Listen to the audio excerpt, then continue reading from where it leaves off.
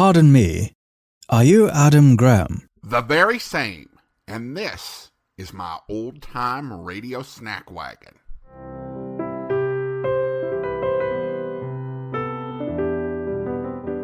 Welcome to the Old-Time Radio Snack Wagon, where we serve up a bite-sized portion of old-time radio. And now, here's your Snack Wagon host, Adam Graham. Last season, we served up a sample of ads from old-time radio programs. And the feedback was pretty good, so we're back with 5 more samples to serve up for your listening pleasure. And 3 of these were suggested by listeners. First, we start out with a suggestion from Ronser, who writes, "How about the inflatable animals from yours truly, Johnny Dollar? I still want to order those." I'd been hoping to avoid listening to those again for another few years, but since Ronser requested it, let's go ahead and listen to this ad from the Amy Bradshaw matter from November 21st, 1955. Friends, how'd you like to thrill your favorite youngster with some of the most exciting toys of the year? Picture the breathless excitement of any child surrounded by 6 gaily colored balloon-like giant animals up to 3 feet long, and all for the low, low price of just $1. Now, first you get Bounzo the Clown with round pot belly and funny nose. Next comes Hoppy the Australian Kangaroo. Third, there's Roscoe the Roller Skating Bear. He's 2 feet tall and looks almost like real. Fourth, there's Whitey the Fat Indoor Snowman. And fifth, Mortimer the Giant Mouse, 18 inches long and sure to scare the whiskers off any cat. That's 5 different giant animals. But now, hold your breath for the most sensational toy of all, the star of the whole Christmas season, the jolly giant talking Santa Claus, guaranteed to make everybody's Christmas a merrier one. He's a big roly-poly happy Santa. He stands erect on 2 legs, is actually over 3 feet tall and 32 inches around. Best of all, he actually talks. Just pull the tape and he says, "Merry Christmas" for all to hear. He's the biggest, merriest, talkingest Santa ever, sure to please your youngsters and spread good cheer. Yes, Giant Santa proves there really is a Santa Claus. That's a total of 6 giant animals made of brightly colored, preformed, sturdy latex, which the kids can easily inflate. And the cost, just $1, not for each, just $1 for all 6 of these lovable giants who'll turn your home into a circus parade. And here's a surprise. Mail your order today and you'll also receive absolutely free Peter the Rabbit, actually over 2 feet tall with big red ears almost 9 inches long. But you must send now. Rush $1 plus 10 cents for packing and mailing for each set you want to Giant Animals Box 1580, Grand Central Station, New York City. If not delighted with every one of your 7 giant animals, return them to the Super Animals Company for a full refund, but keep the giant talking Santa as our gift. Order now. Supplies are limited. Rush $1.10 for packing and mailing for each set in cash, check, or money order to Giant Animals, Box 1580, Grand Central Station, New York City. That's $1 plus 10 cents with your name and address. Mail to Giant Animals, Box 1580, Grand Central Station, New York City. That's Giant Animals, Box 1580, Grand Central Station, New York City. A very energetic ad, and they actually got a second spot within this 15-minute time slot. I'd like to tell you about the company and its history, but there's not really a whole lot of information on them. Nor are their toys particularly collectible. I didn't find any on eBay. It's just one of those generic companies that made toys for a while. And it reflects the challenge that CBS had in finding sponsors for new programming when they were looking to have full series sponsors as they had during the height of the golden age of radio. And this was the only sponsor they came up with during the run of yours truly, Johnny Dollar, as a serial. And it's hard to imagine something like this going on back in the late 40s. The Giant Animals Company were the sponsors of the entire Amy Bradshaw matter, as well as the first 2 episodes of the next week's story, the Henderson matter. The big winner out of this was Bob Bailey, who for the sponsored episodes earned $100 per episode as opposed to his normal salary of $60 when the show was sustained. Now we have another suggestion. This one is from Stephen, who wanted us to take a little bit of a look at Harlow Wilcox on the Fibber McGee and Molly program. which was one of the first great radio comedies. Harlow Wilcox, or Harpo, as McGee, played by Jim Jordan, called him, was an innovator in being a character in the story, sometimes an important one, but always working in the commercial. A good example of this comes from the 200th episode of the series from April 11th, 1939, and in this episode, Fibber McGee is filling in as postman. Let's take a listen. See, now, I better sort out the rest of the mail for this block. Here's a letter for Harlow Wilcox. Wonder where he lives. Oh, well, just to save time, folks, he lives right here. Good morning, mailman. Oh, is that you, Fibber? Oh, quit acting, Wilcox. You made the opening announcement. You know darn well it's me. All right, all right. I was just endeavoring to establish a certain dramatic verisimilitude. Well, if you what? I was endeavoring to establish a certain dramatic verisimilitude. Harpo, it's guys like you that make censorship necessary. You know how some people are. If they can't understand something, it can't be decent. Here's a letter for you. Thanks. Well, say, isn't this a nice letter? I don't know. I didn't read it. The paper was too thick, even when I held it up to the sun. Listen. It says, "My dear nephew." It's from my aunt. You don't say. Well, who else would you call my dear nephew? My uncle would. Oh, yeah? Well, go on ahead. All right. It says, my dear nephew. My dear nephew. Congratulations on your 200th broadcast for Johnson's Wax. You've done a wonderful job. I listen every Tuesday night to Harlow Wilcox and Company and enjoy it very much. I will enjoy it more, however, when I get my radio repaired, so I won't be getting a smart aleck named McGrew or something at the same time you're on the air. Keep up the good work, nephew. Smart aleck named McGrew. Harlow Wilcox and Company. Well, what else does she say, dear nephew? I'm afraid. Oh, not much more. She says, "I took your advice and bought some of the Johnson products in the special giant-size cans with the extra third free while there are still some left. Your uncle and I are so pleased with your work that we're remembering you in our will. Well. Which do you want, the red heifer or the buggy with the fringe on the top?" Your loving Aunt Teresa Titwillow, Box 47, Birdcage, Arkansas. Ah, good old Aunt Teresa. Well, which you going to take, Harpo, the heifer or the buggy? Well, I don't know. It's a pretty sporty buggy. It's got red wheels. Yeah, but the heifer's got 2 horns. Well, I got to be going, Harpo. Okay, so long, pal. Welcome back. Love the subtlety of working the commercial into the joke and the letter. Yeah, he's practically ambushing the audience. Although experienced Fibber McGee and Molly listeners know that the ad is coming one way or another. Finally, on our listener highlights, we have a listener who was really taken by the odd branding for the sponsor of the Nick Carter radio program, the new Old Dutch Cleanser. Let's go ahead and take a listen to an ad segment from March 14th, 1948. Got your pencil? Got your paper? Get set, because here's where we repeat the contest jingle and give you a sample last line to copy down. First, the jingle. You don't copy this down, because all Old Dutch wants from you is a last line. For faster cleaning with new ease, just say, "New post-war Old Dutch, please." With activated seismatite, ta-ta-ta-ta-ta-ta-ta-ta. Get the idea? Instead of those ta-ta-ta-tas, you think up a last line that rhymes with seismatite. Here's that sample now. Copy it down for guidance. Your sink and tub come shiny, bright.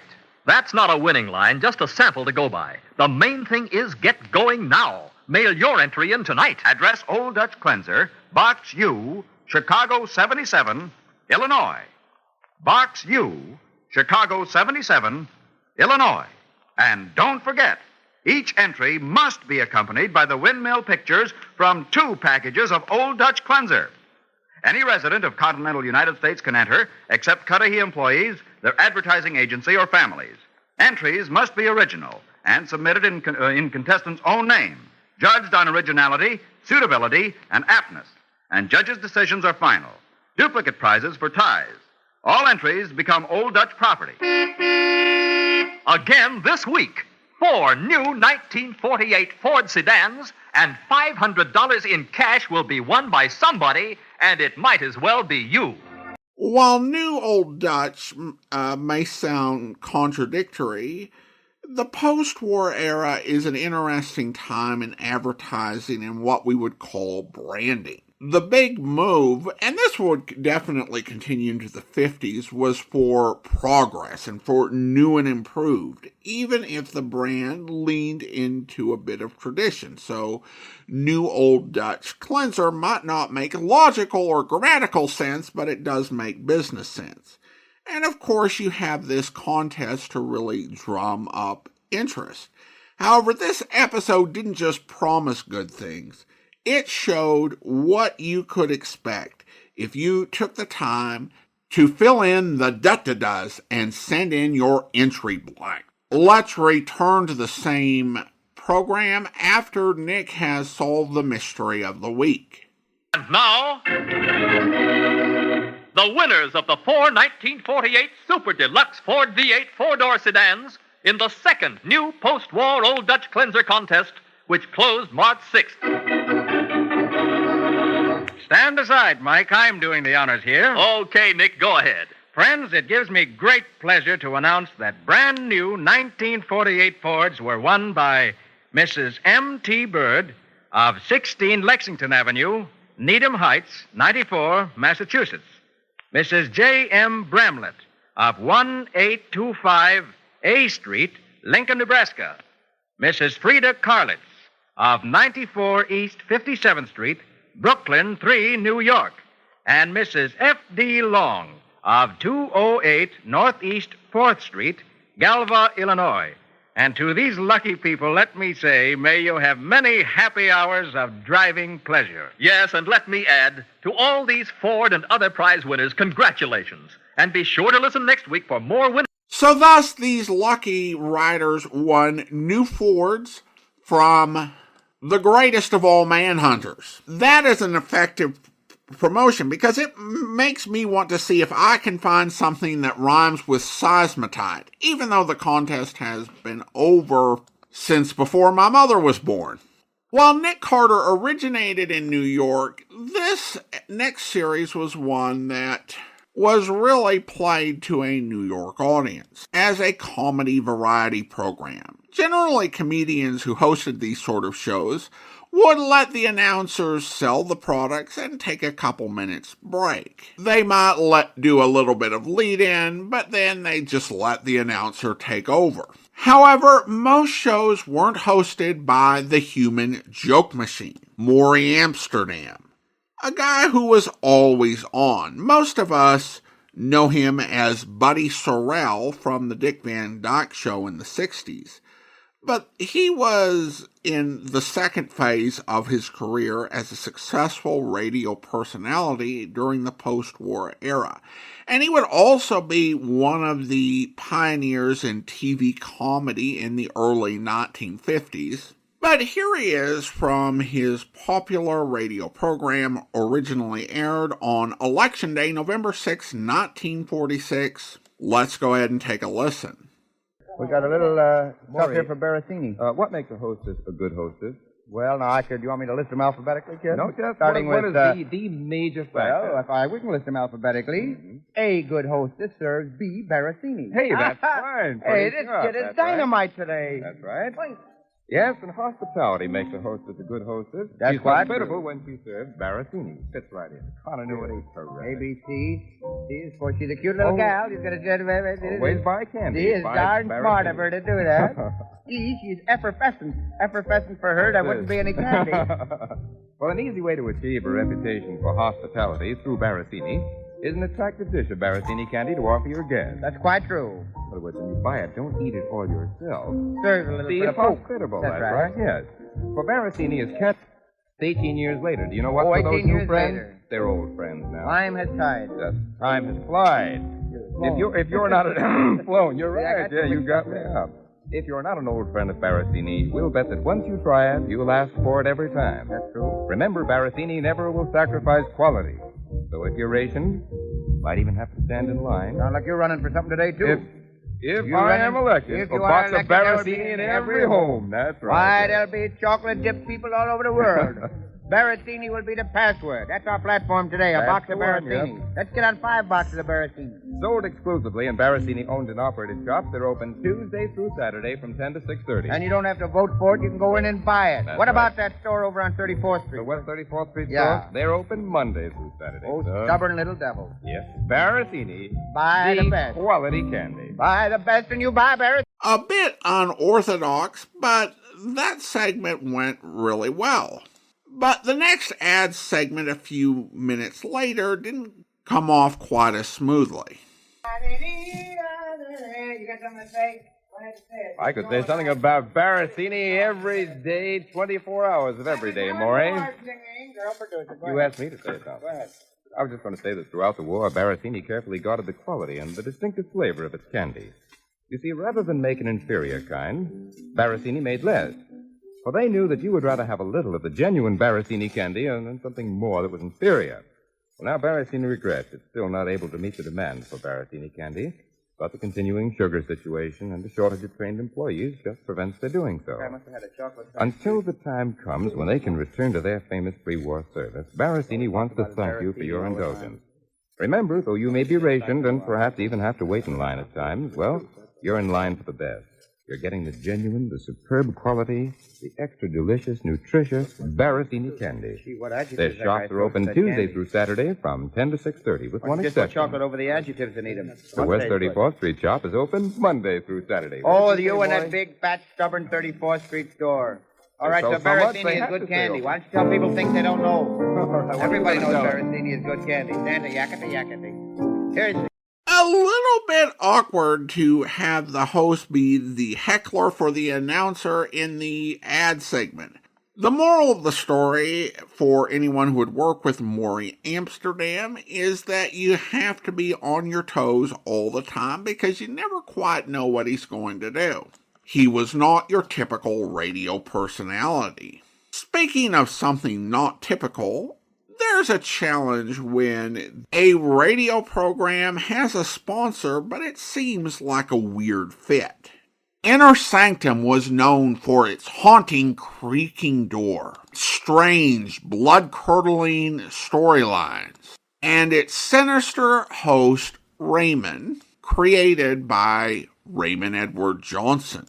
What happens when the show is sponsored by a company whose product is known for gentle relaxation like Tipton iced tea, and they offer an appropriately genteel commercial spokesperson? Let's go ahead and listen to this segment from the Inner Sanctum after the mystery is revealed on September 4th, 1945.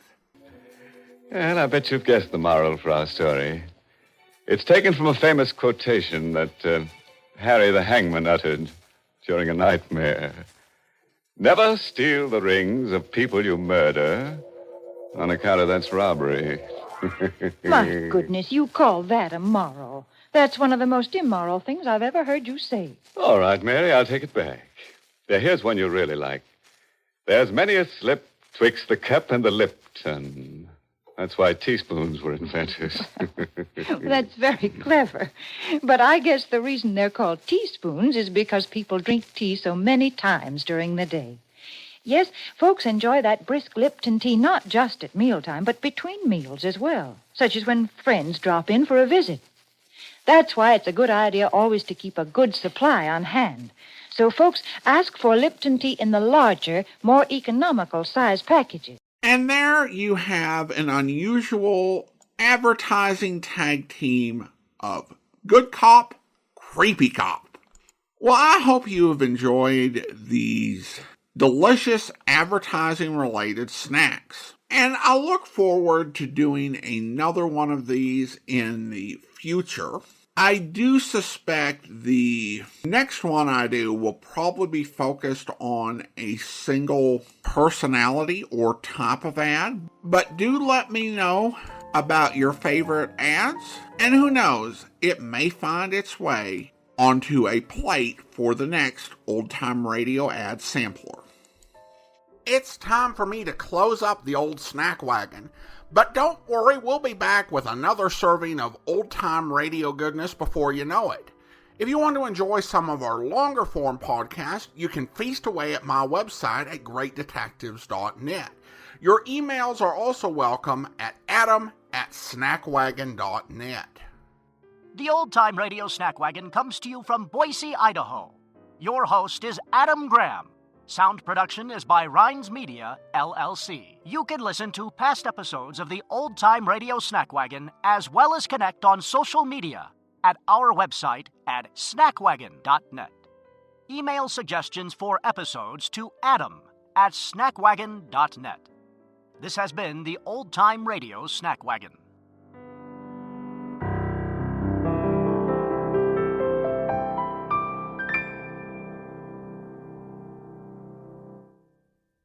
Until next time, goodbye.